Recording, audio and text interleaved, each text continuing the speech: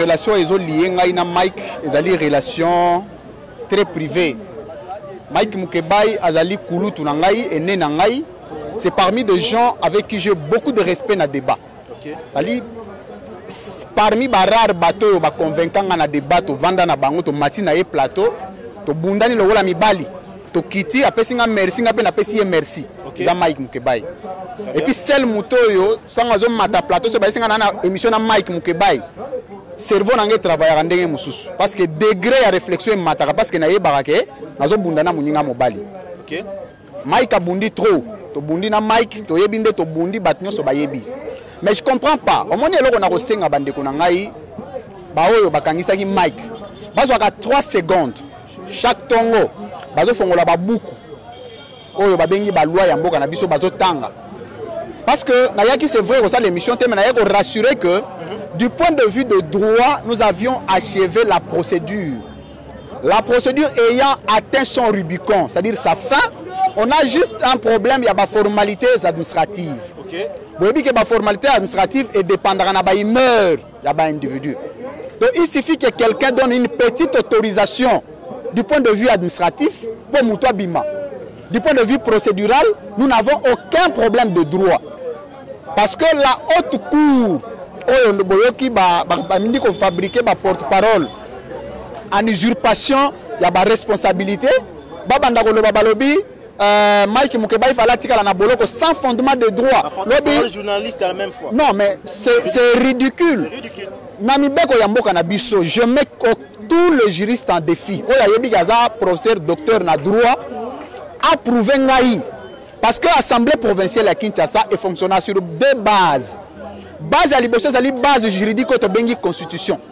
Base à mi balé, base administrative au bengi règlement intérieur. Na ba disposition nuance ya ba des sous-bassements on a cité. Ezali na place mon côté président de l'Assemblée provinciale, azali na pouvoir de na porte-parole nulle part. Et ceux qui ont moni journaliste moko ba fabriquer comme porte-parole du président, c'est oyo ba bengaka abus de pouvoir. Et boyebi que abus de pouvoir, excès de pouvoir, na mboka na biso peut amener en pénal. Okay. Il n'y a pas que ça parce que sortir en de Mukebai, biso maintenant tu as le devoir de funda batu bakangisi Mukebai sentimentalement, abusivement. Justement. Parce que le cours constitutionnel et moni était les gens qui ont conspiré contre Mukebai n'avaient aucun pouvoir parce qu'ils étaient en violation de la procédure. Comme procédure est violée, Mike Mukebai sera dédommagé. C'est du point de vue de droit que nous le disons. Ça veut dire que Mike sera dédommagé parce que parce que c'est un élu. De 2, c'est un père de famille. De 3, on a doublé de fameuses sanctions de privation de salaire. Or, il y a un droit positif congolais. Privation de salaire est un caractère alimentaire au droit congolais. Comment caractère alimentaire il y a mouton, il y a vivre dans vous privé. Et le cours constitutionnel est certifié que tout ce que vous avez pris comme décision, c'est des décisions fausses. On met place de Souki. Maintenant, lui, France, pourquoi ça traîne, sa libération justement? Pourquoi ça traîne? Je suis en train de parler ici des humeurs, Yabatou. Parce qu'il n'y a aucun problème de droit qui bloque Mike Mukebai. La décision de la Cour est inattaquable parce que la Cour constitutionnelle est soulevée d'abord par erreur, par inconstitutionnalité dans la procédure Rwanda. La Cour constitutionnelle est soulevée par faute et belé et par conséquent comme haute cour et émettre un avis qui est un avis sacro-saint en matière de droit constitutionnel congolais. Okay. Si Mike Mukebai est en prison pour il meurt. Est-ce que Bato Bakangisa Mike Mukebai va continuer à conspirer pour que Mike Katikala? Nous avons besoin de le savoir aujourd'hui. Okay. Boyebi que na sala effort à la popularité.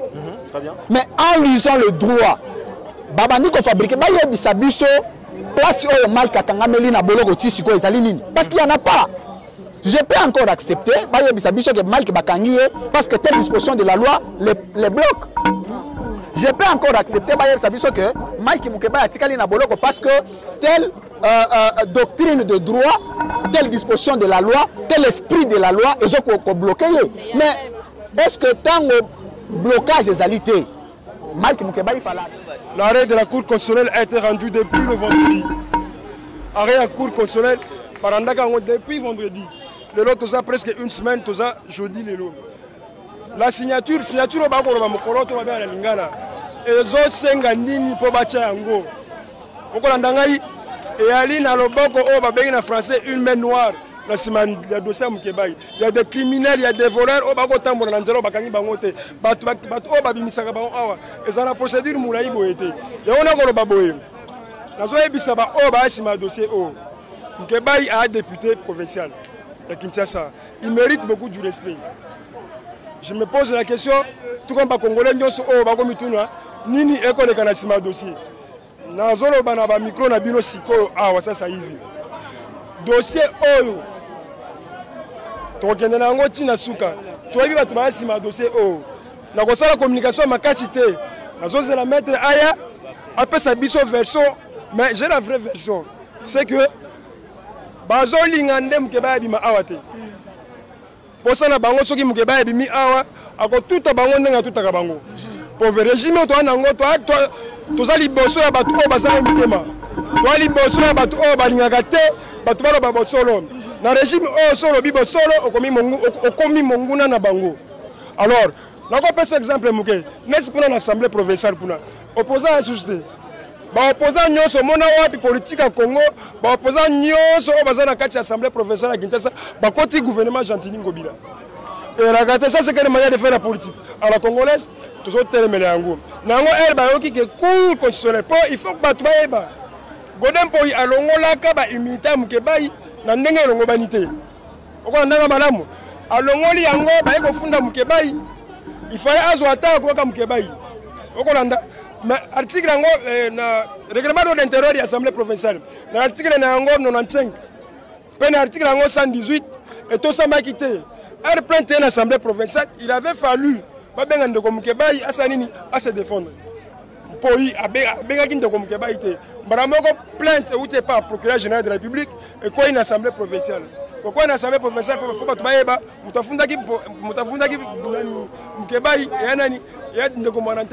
donc Godin a vu kaka lito ya koka monanteba a vu temps ya koka ndeko Mukebaïté des places tout les melaki yango to kaito fondé na cour constitutionnelle pour cour constater que ndenge makambo salami kuna l'Assemblée provinciale et salami na ndenge longo banité to la cour de cassation ndenge moko Dieu ne dort jamais cour constitutionnelle a pesi biso raison alobi ndeko Godin poye au violé règlement d'ordre intérieur, il y a 4 assemblées provinciales. Au violet, pays sous constitution. Je peux si raison. Mais ce que je peux si raison. Et si procédure administrative, on a déjà fait ça. Alors, il y a des gens qui ont juge Zalina Mibeko ya Mboka. Arrête ton jugement. Il y a la Bible, ton nini. Parce que si il faut pas signer. Au moins, la Bible est ramenée. Pour signer la Bible aussi, ça va le loter. Parce que la Bible, tous les papiers, Zomi, Tomitano.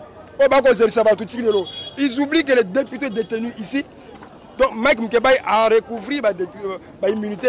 Alors il a le droit d'être libéré. Toutes les procédures ont été respectées. Voilà, madame. On m'a dit que tout le dossier. Pas Mickey. Comprendre? Nous sommes dans la justice.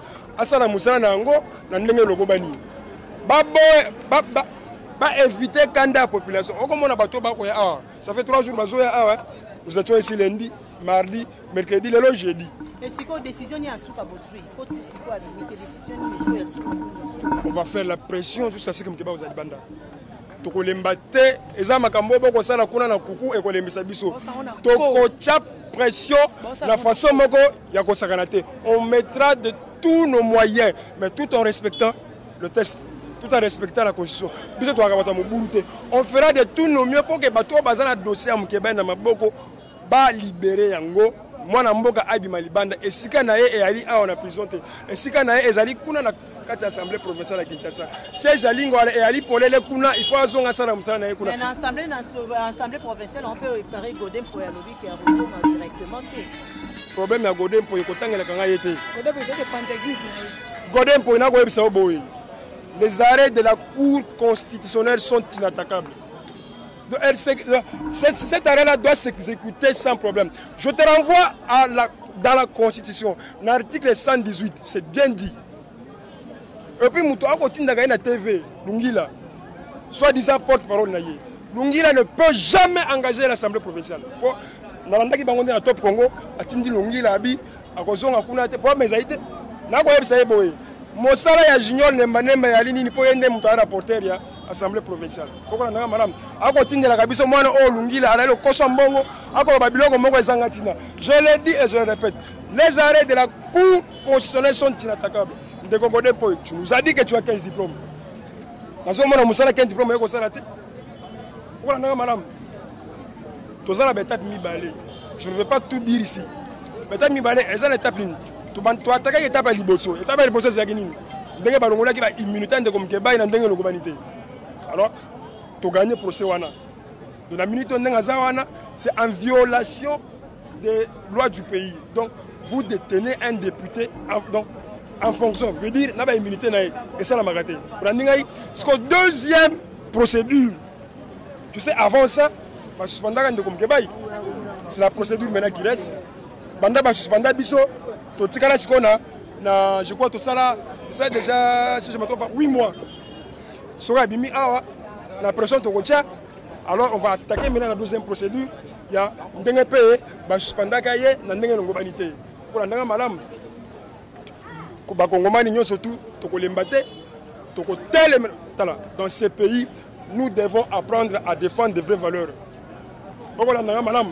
Toko tele mena lolenge ya kosala musala ya justice o tina suka toyo kana boyebi ke touti musika na combat oyo lelo bozala sure que Mukeba asa gagner combat oyo d'accord oyo eza décision ya cour constitutionnelle hein bomoni décision yango toza nango eza te photocopie originale lokola toza na décision il fallait tokende na cour d'appel place bakanga kaye pona yende sikoyo akoya kotinda batu awa pona basala nini babimisa ye eloko bomi biso lelo eza nini ezali grève ya ba magistrat on comprend te grève ezali batu nyonso bayebi grève ezali hein ba magistrat basali te ce qui fait que tosololi na premier président ya cour d'appel ayebisi biso tozonga lobby à part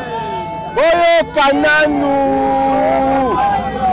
Boza la calme à partir ya lobby hein bakoye bisabiso qu'est-ce qu'on va faire Boza la calme ngai naza avocat ya Mukeba na oki jamais kokotela que ce soit boyebi nga non ba balandaka nga bayebi ndenge na lobaka donc so nga na kiti awa na une décision oyo eza pona koyebisa bino ke non bozala calme makambo za bien ah décision yango oyo boyoka natangela bino mwa passage moko